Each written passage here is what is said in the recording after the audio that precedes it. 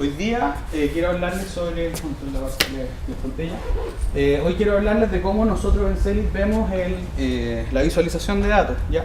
La visualización de datos es en esencia el cómo nosotros mostramos a los usuarios o incluso llevamos a través de otras interfaces a otros sistemas los datos que son levantados desde un sensor, desde un sistema que monitorea data, puede ser un sistema que monitorea un servidor, por ejemplo, que levanta datos. Bueno, esos datos hay que visualizarlos de alguna manera, hay que llevarlos a algún otro sistema para que tengan sentido. Ahora, ¿por qué visualizar los datos? Esa es la primera pregunta que nos hacemos. Básicamente porque un dato es una representación simbólica, ¿no es cierto?, de un hecho, de una cosa que pasa en la vida real. Y por sí solo ese dato no transmite un mensaje. Si yo le digo, por ejemplo, que la polución dentro de esta sala es 35, así de seco, eso usted no le dice nada, no le dice sí, aquí hay mucha polución, hay mucha contaminación, poca contaminación. Entonces lo que nosotros buscamos a través de la visualización de un dato perdón, no es solamente el acto de transmitir, sino también de transmitir un mensaje. ¿Ya? Transmitir el dato puro muchas veces no tiene mucho sentido. Ahora, cuando nosotros transmitimos esos datos, lo que nosotros logramos es la información, y la información ya cambia un poco. La información, como dice ahí, es un conjunto de datos procesados, ¿no es cierto?, que en su conjunto, ahí ya comunican un mensaje, y que nos permiten incluso tomar decisiones. Si yo les digo, por ejemplo, en vez de decir que acá hay 25 de polución, o 30 y algo de polución, yo les digo, este auditorio está muy contaminado para estar en él. Entonces ahí, o está perfecto para estar en él. Entonces esa información, que es básicamente una interpretación del dato, que yo estoy mostrándole a usted o visualizando, esa interpretación ya tiene un poco más de sentido y me permite tomar decisiones. ¿Ya? Esto no parece solamente, esto es muy de perogrullo, digamos, una cuestión muy liviana, pero es necesario decirlo. Ahora, ¿cómo un dato recorre el camino para llegar desde que se levanta? Hablemos de un sensor, por ejemplo, que mide radiación hasta llegar a una máquina. Bueno, el camino va a depender del tipo de sistema del cual estemos hablando. Y nosotros entendemos que a lo menos existen 3 sistemas por ahora. El sistema PAN, que se denomina así por Personal Area Network, que es básicamente un sistema en donde la máquina toma el dato y lo muestra por sí misma, está autocontenida. Hablemos de, por ejemplo, un termómetro, ¿no es cierto? Un termómetro de estos digitales, en donde yo tomo la medición y los grados de temperatura se muestran en la misma pantalla. Incluso hay algunos que dicen si eso es fiebre o no es fiebre, y eso es un nivel de interpretación mayor todavía. Eso sería un dispositivo PAN, ¿ya? Un área personal entre el dispositivo y su sistema de visualización. Los datos se muestran en el mismo lugar en donde se toman, en la misma máquina en la que se toman. Luego tenemos los sistemas LAN. En los sistemas LAN transmitimos ese dato dentro de una pequeña área local. No tiene por qué ser el paradigma LAN que nosotros conocemos dentro de las redes, ¿no es cierto?, y la conectividad. Una LAN para un sistema de este tipo podría ser también el salto inalámbrico, por ejemplo, entre 2 puntos, por radiofrecuencia.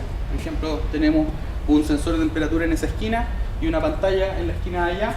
Por radiofrecuencia inalámbricamente se transmite el dato, llega a esa pantalla y se muestra la temperatura. Eso podría ser un sistema LAN. Y finalmente tenemos los sistemas WAN. Los sistemas WAN son esos sistemas en donde el punto en donde se recibe o donde se muestra el dato finalmente está muy distante del lugar en donde se tomaron, ¿ya? Usualmente en estos sistemas es donde empieza a funcionar el internet como el medio de transporte del dato, ¿ya? Entonces, basado en esos 3 tipos de sensores, o sea, de esos 3 tipos de sistemas, nosotros podríamos definir de esta manera. Hay un sensor.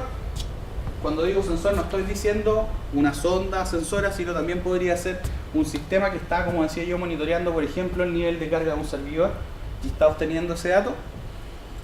Luego ese sistema, ¿no es cierto?, transfiere a un equipo este dato, que es el mismo. Este equipo procesa el dato y lo despliega, ¿ya? En el caso de un sistema LAN, tenemos un sensor, un equipo que procesa el dato, se transmite a través de una red local y luego se despliega. Y luego, cuando hablamos de sistemas WAN, estamos hablando de un dispositivo que toma el dato, un equipo que procesa ese dato Internet como medio de transporte, usualmente, aquí pueden ser redes de larga distancia de radiofrecuencia también se consideran dentro del WAN, redes satelitales también se consideran dentro del WAN, pero esencialmente nosotros ocupamos Internet. Luego un servidor que es quien recibe esa información, usualmente, y finalmente eso se despliega también. Hay muchos tipos de despliegue, y nosotros estamos acostumbrados cuando decimos desplegar datos y todo esto que se vean así, pero los datos pueden tener múltiples formas, y en este caso, por ejemplo, no sé, podemos tener un simple display, ¿no es cierto?, de segmentos que diga, no sé, la temperatura, la humedad de un lugar o el nivel de radiación que hay, o si hay que arrancar o no en una catástrofe nuclear, por ejemplo. Eso es un display que puede estar en la calle, dentro de una oficina, en una planta, en cualquier lugar. Más todavía, un dato, por ejemplo, que uno puede decir una baliza. Ah, ya una baliza, se prende cuando algo pasó, se prende cuando está abriendo un portón en un condominio. Sí, pero hay balizas, nosotros lo vemos dentro de las plantas termoeléctricas por lo menos. Hay balizas que se encienden si es que hay riesgo para las personas, y ese riesgo para las personas se ha computado, a partir de muchos datos. Es decir, que haya riesgo para las personas significa no solamente que haya una fuga de algún gas o una fuga de algún aumento de presión dentro de una tubería, sino que hay muchos datos conjugándose para llegar a encender esa baliza que entregue la información de evacúen este lugar. Y por supuesto los paneles que nosotros conocemos que son como más modernos, ¿no es cierto?, en donde desplegados en la web, aplicaciones móviles u otros sistemas de ese tipo, ¿no es cierto?, se despliega información mucho más rica, ¿no es cierto?, en contenido, visualmente. Pero en definitiva hay muchas formas de desplegar la data. Ahora, lo que nosotros como CELIC hacemos es, está muy apegado a esto que es la visualización de datos en la nube. Y aquí me gustaría explicarles cómo nosotros lo hacemos. Nosotros trabajamos con un sistema que nosotros mismos desarrollamos que se llama Xmeter, que es esto que está acá en medio, y que es básicamente un sistema concentrador de datos basado en los paradigmas del Big Data, ¿no es cierto? Y que es lo que permite recoger datos a través de distintos protocolos de comunicación para luego procesarlos, almacenarlos de manera muy rápida y cambiante, porque entendemos que los datos hoy cambian mucho. Hoy día, por ejemplo, puedo tener un dato que tiene 3 columnas, para decirlo de alguna manera. Ese mismo dato mañana puede tener 2 columnas, 100 columnas, y si yo tengo bases de datos relacionales, aquí me estoy poniendo un poco técnico, no sé, ¿cuántos son informáticos acá? ¿No? ¿Sí? Cuando yo hablo de base de datos relacionales, hacer una modificación en una tabla al vuelo significa un cambio en la forma completa en la que leo e inserto datos en esa tabla. Entonces, cuando ocupo el paradigma del Big Data, lo que estoy diciendo es que esos datos pueden ser cambiantes no solo en su contenido, sino también en su estructura. Por tanto, nosotros ocupamos bases de datos no relacionales, usualmente basadas en NoSQL en esta etapa. Entonces somos capaces de recibir datos que se enhanchan o se angostan no solamente en el dato, sino también en su forma, y eso hace que se asuma el primer paradigma del Big Data, que son datos cambiantes. Y por supuesto veloces. La mayor parte de estos sistemas son con bases de datos que trabajan en RAM, que permiten tomar y registrar estos datos de manera muy veloz. Cuando nosotros decimos que aceptamos varios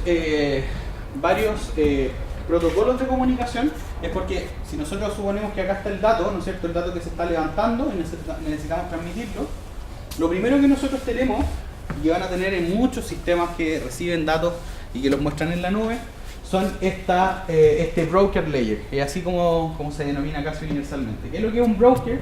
Un broker es un intermediario. Por eso cuando a usted le dicen vamos a llamar al broker de seguros para que le venda el seguro, es básicamente el seguro lo administra otro, pero entre medio ponemos a uno que le hace la gestión del seguro, ¿no es cierto? Con eso usted puede conversar en lenguaje humano y él conversa en lenguaje de seguros con la compañía aseguradora. Bueno, acá pasa lo mismo. Cuando nosotros hablamos de este broker layer, quiere decir que nosotros hablamos cuando nosotros mandamos el dato. Ya aquí después vamos a ver cómo se genera o cuáles son las formas de generar este dato. Pero cuando nosotros lo transmitimos, lo podemos transmitir en un lenguaje conocido. Por ejemplo, MQTT, que es un lenguaje estándar del Internet de las Cosas. Es un sistema de conexión que permite que yo me enganche a un servidor, le mande mensaje y ese servidor me responda cosas. ¿Ya? Entonces yo, por ejemplo, le puedo decir el estanque tiene 100 litros de agua y el sistema computa arriba y me dice detén la entrada de agua, entonces cierra la válvula. ¿Ya? Entonces eso es un lazo de control que se hizo en la nube, ¿no es cierto?, en donde yo me enganché para mandar un dato y posteriormente recibir de vuelta una respuesta. Bueno, eso es lo que hace MQTT. Luego Socket, por ejemplo, que Socket es un poco más simple. Abre un canal de comunicación, yo envío mi dato, me confirma que llegó. Ahí entramos luego al tema de los QoS, el aseguramiento de la calidad de la recepción de datos. Pero el sistema básicamente, a través de Socket, me dice llegó el dato y yo con eso ya quedo tranquilo. Y luego están las API, que son las interfaces de programación de aplicaciones que me permiten comunicarme en RESTful y en una serie de otros protocolos, ¿no es cierto?, para enviar datos a la plataforma. Si yo esto lo tomo, lo simplifico, ¿no es cierto? Acá yo tengo un bloque que me permite hablar en lenguajes conocidos por todos los desarrolladores, o casi por todos los desarrolladores, con mi plataforma. Luego dentro de la plataforma eso se desagrega en un lenguaje y formatos que son un poco más complejos. Pero en definitiva, yo tengo el dato, implemento dentro de mi sistema uno de estos protocolos y le comunico a través de uno de estos protocolos al servidor mi dato. El servidor, utilizando el paradigma del Big Data, ¿no es cierto?, va a almacenar esto velozmente y no importando su forma, va a procesar estos datos, por supuesto agregando toda una capa de seguridad porque hay datos que son privados, sensibles, entonces aquí se habilita toda una capa de seguridad y luego de esto, este mismo servidor abre una serie de interfaces de programación de aplicaciones para que terceros puedan desarrollar aplicaciones para móviles, para escritorio, para la web, ¿ya? No sé si a alguno le queda una duda, esta parte es súper importante, entonces si alguien tiene una duda con respecto a esto o no me explique correctamente, díganlo y le echamos una pasada de nuevo. ¿Nadie? Qué bueno. En definitiva, cuando nosotros hablamos de procesamiento de datos en la nube, lo que estamos viendo es que el dato se genera en un lugar, se traspasa por internet a través de alguno de estos protocolos a otro lugar, luego se almacena, procesa y securiza y luego se vuelve a entregar procesado para que terceros consuman los datos. En el caso de nosotros, como yo les contaba, esta plataforma que nosotros hemos desarrollado se llama ZenithXmeter, que permite, básicamente, es una reducción, porque nosotros, una de las cosas que intentamos hacer es simplificar. Por tanto, lo que nosotros hicimos fue tomar la experiencia que ya había desde otros sistemas. Estamos hablando de la nube de Amazon, por ejemplo, para Internet de las Cosas. Estamos hablando de un sistema desarrollado por el Ayuntamiento de el Ayuntamiento de Barcelona, que se llama Centilo. Tomamos todas esas experiencias y otras más y decidimos simplificar esto a algo que nos hiciera sentido a nosotros y que nos permitiera desarrollar rápidamente. No solo a nosotros, sino también a una comunidad pequeña de desarrolladores de hardware y de software también, para que también a ellos les hiciera sentido. Lo que nosotros buscamos es que a través de Xmeter sea a ver, le cuento, el primer dispositivo que se colgó a esta plataforma sin conocerla demoró 2 horas en integrarse. Para nosotros, que nosotros conocemos la nube IoT de Amazon, el primer dispositivo en integrar nos tomó como una semana más o menos. Ya, entonces lo que nosotros buscamos, si bien esta nube no es tan potente como otras, no tiene las características de post-cómputo y una serie de cosas, nosotros buscamos hacer un sistema que me entregue resultados inmediatamente, que a un desarrollador Arduino, por ejemplo, le permita colgar su dispositivo de manera muy rápida y ver los datos de inmediato. ¿Ya? 2 horas de integración y después de esas 2 horas de integración, la integración dura 15 minutos. Nuestra nube es compatible con estos protocolos que yo les contaba, MQTT, TCP/Socket, una API RESTful.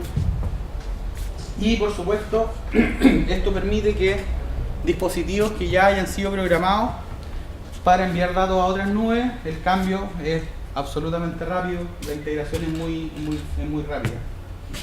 Lo que nosotros visualizamos en Xmeter finalmente es que es una plataforma habilitante, ¿ya? Que no solo permite, como dice ahí, la recepción de los datos, sino sirve como un nodo intermedio para después que los desarrolladores de aplicaciones puedan crear sus aplicaciones, ¿ya?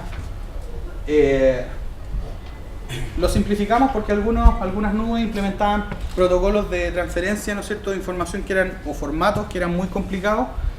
El XML, por ejemplo, a mí no me gusta mucho en lo particular, entonces tomamos la decisión de simplificarla y ocupamos JSON nosotros en todo el formato de respuesta, ¿no es cierto? Muy fácil de leer con lenguajes de vista, es decir, con lenguajes como JavaScript, por ejemplo. Y lo mejor de todo es que yo diría que, vamos a decirlo así, el 99% de los lenguajes de programación vigentes tienen librerías habilitadas para hablar en JSON, por tanto estamos hablando de cubrir casi el 100% del espectro de posibilidades de programar una aplicación. Voy a mostrarles cómo es fácil enviar datos a nuestra nube. en un snippet de código. Por ejemplo, en este caso nosotros la plataforma está accesible, creo que está accesible, no sé si lo tenemos ahora mismo habilitado. A los más técnicos les podríamos probar, incluso después de este taller, enviar algunos datos haciendo un request directo. Uno entra acá, crea las cuentas de usuario necesarias, crea la estructura que se necesita, es decir, le da un identificador al sensor que uno quiere publicar. Y estas son las líneas de código necesarias para enviar un dato. Esto es súper importante. Esto, por ejemplo, es una función en JavaScript que me permite a mí, por ejemplo, no sé, levantar un dato sobre la posición del mouse. Eso no está haciendo eso, ¿eh? Pero si yo, por ejemplo, imagínense que tengo un tracker de mouse que me entrega las coordenadas dentro de una pantalla, ¿no es cierto?, en donde el usuario estaba posicionando su mouse. Si yo ya tengo ese dato, supongamos que está en un arreglo, ¿no es cierto?, en esta posición, el dato, ¿no es cierto?, de la posición del mouse. Cuando yo en ese mismo arreglo tengo en la primera posición el identificador del sensor, con eso nada más y estas líneas de código, implementando la función get de jQuery, con 4 líneas de código más los comentarios, con eso ya tengo el dato publicado. Es decir, esa integración significa tener tus datos en la nube, ¿ya? ¿Qué cosa nosotros no tenemos acá? Que es un tema importante de considerar. La seguridad. Nosotros, esta versión, por ejemplo, cuando la abrimos, para un tema en particular, se abrió sin autenticación, es decir, sin un token que permita validar que la persona que está enviando el dato es quien dice ser. Pero usualmente aquí nosotros vemos un tercer valor, que es el valor de seguridad, en donde hay una cadena de caracteres muy larga, ¿no es cierto?, muy difícil de computar. Nosotros le llamamos un hash de seguridad, un token o una API, y se agrega al final para decir sí, yo estoy autorizado para enviar este dato. Pero en definitiva, un desarrollador JavaScript podría colgar datos a nuestra nube con 4 líneas de código, y eso en realidad contra una implementación normal de JavaScript, por ejemplo, para la nube de Amazon, significarían, no sé, 40 líneas de código solo para partir con un dato, ¿ya? La simplificación para nosotros es muy importante. Hay un ejemplo, de hecho a mí me gustaría mostrárselo, de la implementación. ¿Tenemos internet en este computador? Lo saqué por las notificaciones, pero el F12 creo que es el avioncito. ¿Lo aprieto solo nomás? ¿O Sí. FN? No, solito. Ahí está. Voy a tomar un segundo para...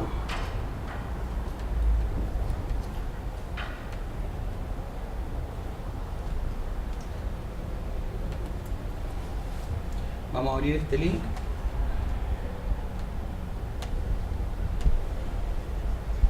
Lo abrir donde quiera, Andrés. Oh, lo abrí con mi idea. Va a explotar.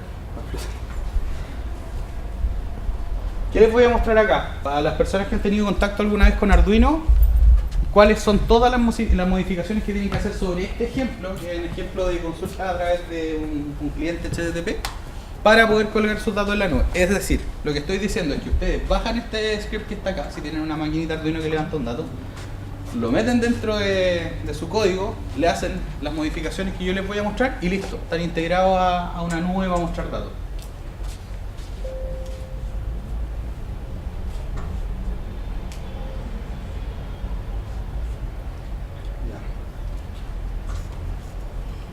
¿Cómo le hago? Zoom acá. Control, no sé si es control. Acá no hay un botón para eso. Ya. No sé cuántos han tenido contacto con código Arduino o código para Arduino alguna vez. ¿Nadie? ¿No? ¿Saben lo que es Arduino? ¿Que levanta alguien la mano? ¿Sí? ¿Uno por ahí? ¿Sí? Yo acabo de adquirir un Arduino. Ah, qué bonito. Ya, yo les voy a explicar lo que es Arduino para los que no han tenido contacto con Arduino. Arduino es una placa de desarrollo. Cuando digo una placa de desarrollo estoy hablando de un pequeño computadorcito, ¿ya?, con ciertas capacidades de hacer cosas, y que me permite a mí dos cosas en primera instancia. La primera, conectar a través de toda una serie de puertitos que tiene. De hecho les voy a mostrar ahí dónde se ve esto. Ahora también es importante decirles por qué Arduino, porque Arduino es una de las placas de desarrollo más utilizadas actualmente por los inventores para mostrar cosas. Esto es una placa Arduino, ¿ya? Es una plaquita de este porte, si ustedes la vieran, un poco más grande que una tarjeta de crédito, con un procesador de 16 bits aquí. ¿Qué dice?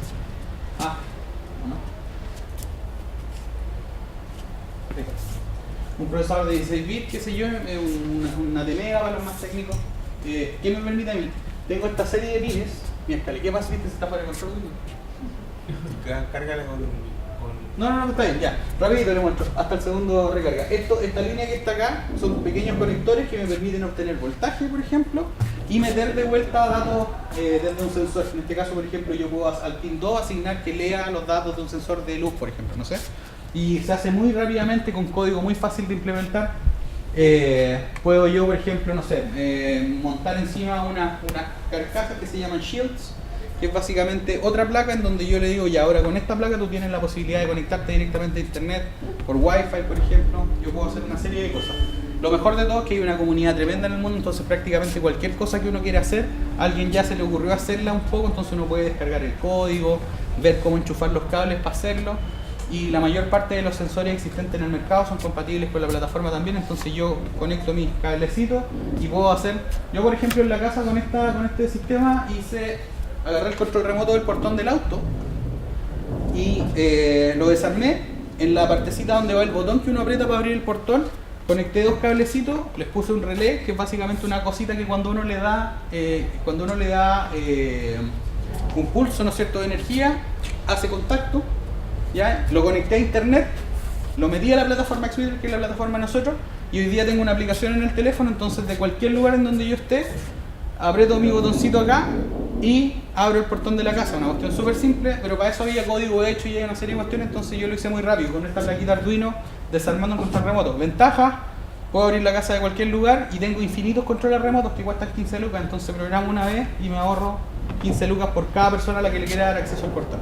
Cosas como esas son posibles de hacer con Arduino. Vamos al código entonces para los que han visto más programación. Básicamente acá yo le doy la dirección IP a donde quiero mandar el dato. Aquí le estoy dando la dirección IP del dispositivo. Lamentablemente esta biblioteca no es capaz de funcionar con DHCP. Les pido por favor, si no hay, si hay algo que no entiendan de acá, díganme. Esa es la idea, que a todos nos quede claro que estamos conversando. Y básicamente lo que está haciendo esto es intentar una conexión, abrir un puerto serial en este caso arriba con 9600 baudios, abrir el puerto de internet, intentar conectar utilizando los datos que nosotros le dimos acá donde dice Ethernet Begin, ¿no es cierto?, MAC IP. Básicamente le estoy diciendo inicia con esta MAC y con esta IP. Aquí estoy dándole un delay de 1000 milisegundos, ¿no es cierto? Estoy imprimiendo en pantalla un mensaje que dice, estoy mostrando en pantalla un mensaje que dice conectando, y si es posible conectarse al servidor que yo le especifiqué más arriba, al puerto 80, entonces me va a decir que está conectado. Y cuando me diga eso, entonces yo le voy a hacer un request a una URL, eso es lo mismo que yo escribiera una dirección acá arriba en ese servidor, ¿no es cierto? ¿Se ve ahí? ¿Sí? Ya. Entonces esta parte que yo estoy poniendo acá es lo mismo que yo escribiera acá arriba en la URL, ¿no es cierto?, este código. Y si eso me devuelve algo, ¿no es cierto?, yo voy a imprimir esto que está acá abajo, voy a mostrar por pantalla esto que está acá abajo, si no, voy a mostrar que la conexión falló. ¿Ya? Y esto lo voy a hacer después, acá hago un loop, le voy enviando datos, qué sé yo, hay una serie de cosas que se hacen acá. Ok, en términos muy rápido. Si yo ahora les muestro, muchas gracias, cuáles son las modificaciones.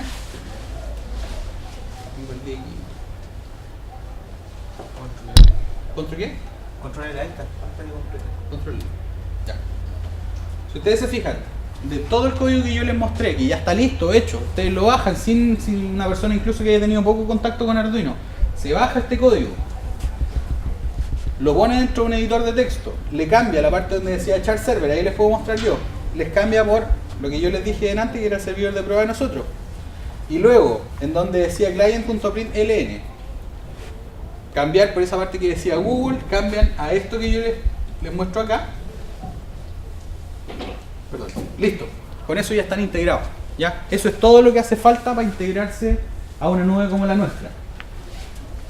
Ahora, ¿cuántas diferencias tiene esto con integrarse a otras nubes en general o mandar los datos a otra nube en general? Por ejemplo, en el caso de otras nubes como es la nube de Amazon o la nube de IBM, que son más complejas, lo más probable es que por lo menos tengan un protocolo que sea muy fácil de enfrentar, que es usualmente REST, usualmente Socket, usualmente MQTT, Y donde la implementación en la base no debería ser mucho más difícil que esto. Donde se hace más complicado la integración con nubes como la de Amazon, por ejemplo, en que ellos, como tienen que abarcar un espectro muy importante de formatos de desarrollo, de placas de desarrollo, de formatos de comunicación, entonces la cantidad de cosas que yo tengo que integrar en mi código antes de hacer una conexión es mucha. Tengo que tener mucha librería de seguridad, de encriptación, una serie de cosas que eventualmente pueden ser necesarias cuando uno hace sistemas para la producción, sistemas más complejos.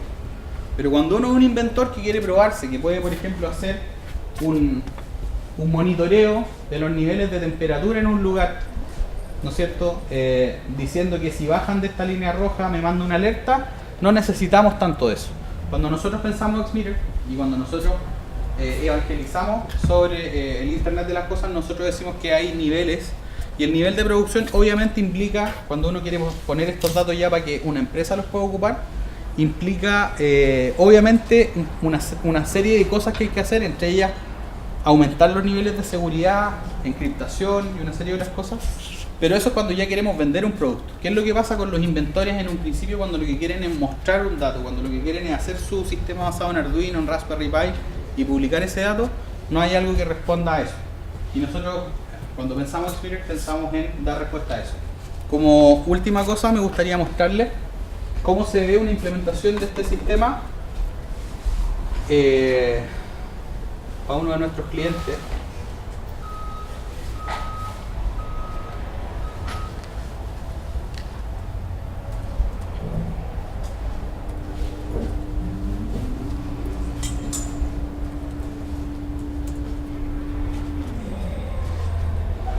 Esta es una implementación muy reciente de este sistema para la red de termoeléctricas Colbún. ¿Qué es lo que nosotros estamos haciendo con ellos en conjunto? Es uno de los problemas, ¿no es cierto?, o el mayor problema de la producción energética en el país, por un lado, que la demanda de energía sube, los precios de la energía renovable para hacer despliegue de energía renovable hoy son súper altos, es decir, un despliegue, el costo de un proyecto eólico o el costo de un proyecto fotovoltaico es muy alto comparado con el beneficio que entrega, y por lo demás tienen que tener ciertas condiciones que son solamente encontrables en algunos puntos del país. Entonces, ¿qué es lo que pasa? A todos nos gusta tener más y mejores teléfonos, a todos nos gusta tener más y mejores computadores, muchos más cosas conectadas a internet en la casa, y eso implica corriente, consumo de energía. Pero por otro lado está el efecto adverso, que es más energía significa mayor generación de energía. Como dijimos, los proyectos renovables son caros todavía, están siendo menos caros con el tiempo, pero son caros todavía. Y finalmente el resultado es que para producir energía se tiene que recurrir a los medios tradicionales, ¿no es cierto?, que son usualmente que tienen un efecto nocivo o un efecto adverso, que es que la comunidad se sienta agredida usualmente por la eventual contaminación que estos puedan generar, ¿ya? Entonces, ¿cuál es una respuesta del Internet de las cosas cuando hablamos de minimizar los efectos sobre la población? Es demostrarle a las personas que los efectos que ellos creen estar sufriendo eventualmente son más psicológicos que reales, si bien hay muchos efectos que son reales. Pero cuando hablamos de ruido, por ejemplo, la gente tiende a ver como el malo de la película a su vecino productor de energía, en este caso la comunidad de Coronel. Cuando vea la planta de Colbún, tiende a echarle la culpa por cada ruido que escucha. O sea, suena un balazo y fue en la planta de Colbún. Entonces, ¿cuál es la respuesta del Internet de las cosas? Ver cómo podemos medir en tiempo real y a cada segundo el ruido que está generando efectivamente la planta, y con eso demostrar a la población que proyectando ese ruido hacia ellos efectivamente no sería nocivo. Eventualmente en algunos casos sí lo sea, pero la mayor parte de los casos, y eso les puedo dar yo mi palabra, habiendo trabajado ya con este sistema que está capturando esos datos, no es así. Usualmente la planta está dentro de niveles absolutamente permitidos de ruido. Y aquí vamos a ver cómo nosotros hicimos un sistema que para ellos también tenga sentido.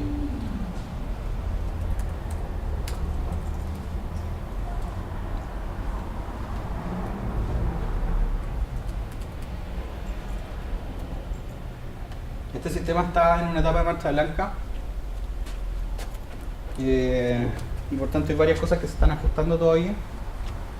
Pero aquí van a ver una muestra de cómo hay una implementación que también fue muy rápida de este sistema.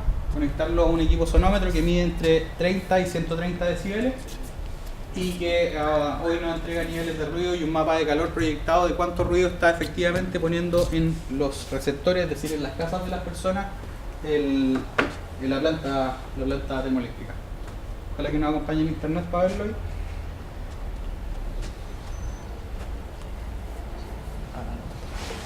Todo sucede a través del puerto 80.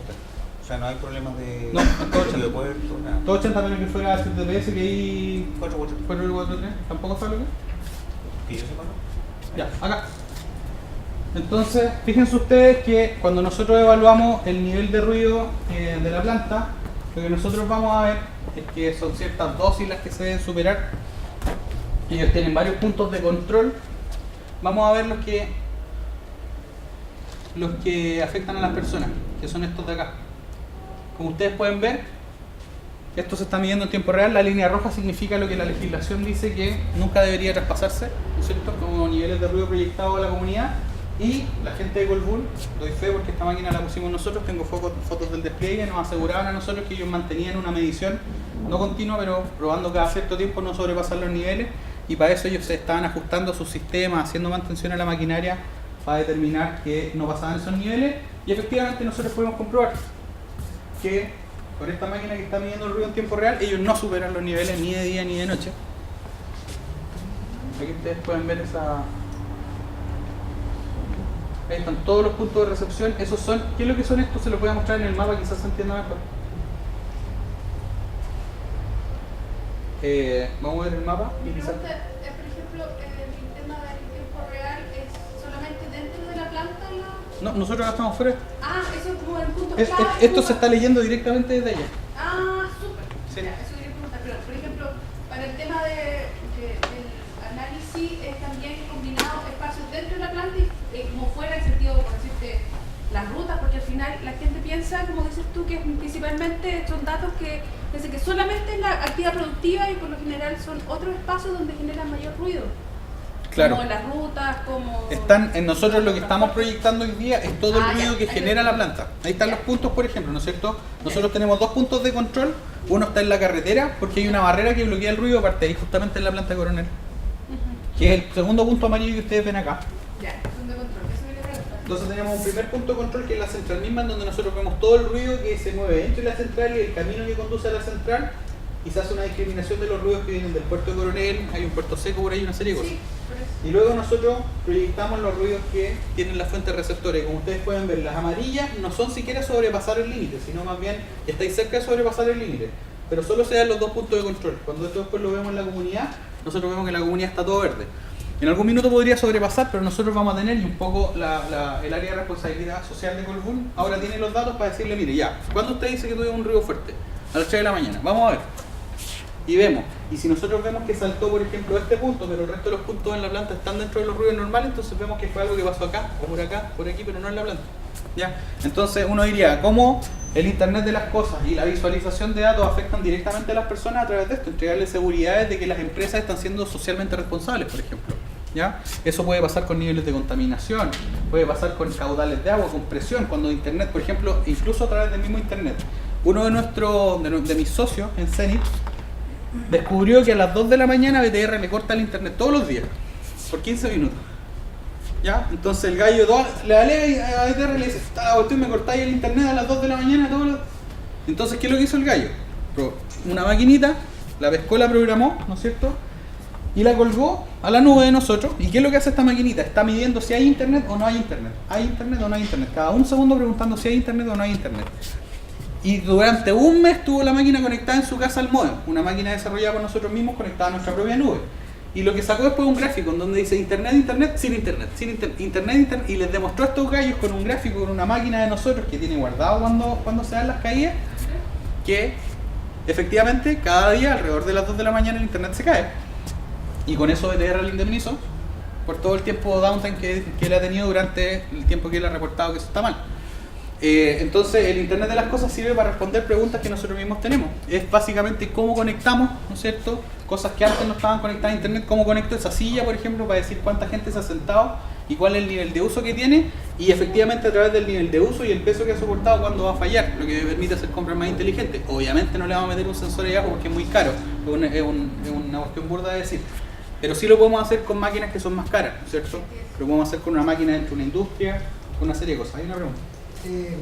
Disculpa, ¿con qué máquina decías tú que el tipo estaba pidiendo en internet cada segundo? Lo hizo con un Raspberry Pi, no sé si conocen la Raspberry Pi, ¿no? Es una plaquita de desarrollo. ¿Me van a creer que parece que ando trayendo una en la mochila? Te creo. Aunque no venía preparado. Déjenme ver. Una cajita de té. Justo tengo una acá.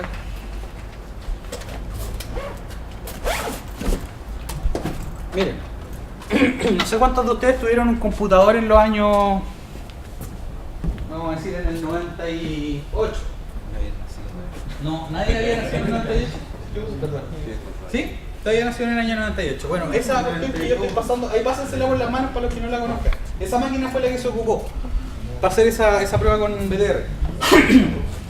Cuando en el año 98 yo ocupaba un computador, ese computador debe haber sido unas 10 veces menos potente que esa placa, más o menos. ¿Ya? Y ese mismo computador debe haber sido también unas 10 o 20 veces menos poderoso que este reloj que ando trayendo hoy día.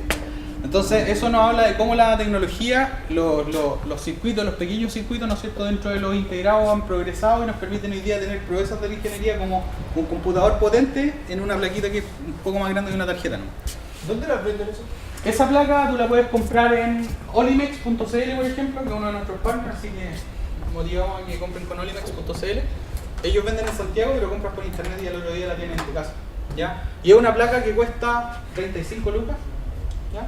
Que viene con todo listo, tú le cargas un sistema operativo, le puedes cargar incluso Windows, puedes ocupar Windows para Internet de las Cosas, una versión muy liviana de Windows. Usualmente nosotros ocupamos una versión de Debian que se llama Raspbian, que es básicamente tener Debian, para los que sepan de sistemas basados en Unix como Linux, por ejemplo, es tener una versión de Debian corriendo dentro de eso, con todo lo que Debian tiene. O sea, estamos hablando de entorno gráfico, sistemas de ofimática, una serie de cuestiones. Y eso cuesta 35 lucas hoy día. Bueno, esa placa es la que se ocupó para hacer estas mediciones con el modem de Intel y le sirvió para ahorrarse una buena... O sea, se pagó solo. Básicamente la compró y se pagó solo, ¿ya? Y es más todavía. El código está publicado en internet, entonces tú te compras la placa, me mandas un mail si quieres, ahí al final va a aparecer mi correo electrónico, y el código está en GitHub. De hecho nosotros muchas de las cosas que hacemos las compartimos para todo el mundo en GitHub, así que el código eso está ahí, lo descargas y puedes ya empezar a alegarle a Intel con datos, o sea, perdón, a BTR con datos, ¿ya? Bueno, no me quiero extender más, dado que aparte que llegué tarde. Les quiero mostrar una última cosa que tiene que ver con la visualización de datos, y es este mapa. Ya que este es un mapa todavía más simple, que habla de un mapa de calor, que nos dice cómo el ruido de la fuente que Colbún se proyecta hacia la comunidad. Y esto es otro sistema de visualización a través de un mapa que está proyectando los datos en lo que se llama una visualización gaussiana, a los más matemáticos. En donde el punto más alto de la campana de Gauss, esto si nosotros imagínense que lo cortáramos en 3D, lo pusiéramos de lado y le hiciéramos un corte transversal, veríamos una campana de Gauss que se extiende según el ruido se amplíe más a la comunidad. En los puntos más altos de la campana vamos a ver más rojo, en los puntos más bajos de la campana más verde. Eso es otra forma de visualización. Y esta plataforma que ustedes ven acá, la plataforma Colbún SPL, o como se llama ahora Sonyline, está completamente basada en tecnología IoT, tecnología chilena, hecha en Conce, y que ustedes también pueden desarrollar. No me extiendo más y les agradezco por su tiempo. Un aplauso. Muchas gracias. ¿Cuál es tu correo? Ahí está mi correo para los que quieran y devuelvan el Raspberry, los cochinos.